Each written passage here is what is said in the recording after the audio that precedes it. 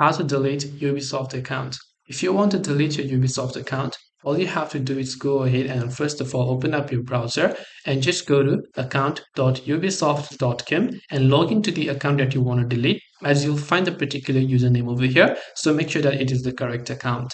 And after you log into account.ubisoft.com, you want to go to this option that says account information, which you can find right at the very top of the screen. Now we will ignore all this option and just scroll all the way to the very bottom until you see this option that says close your Ubisoft account.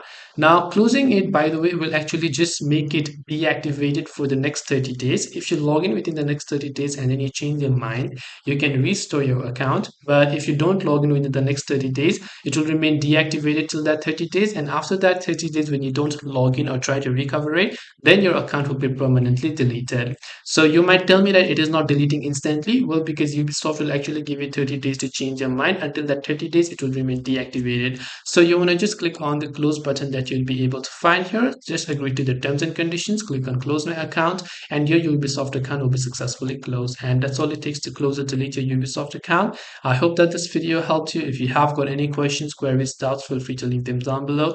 Thank you for watching and see you in the next video.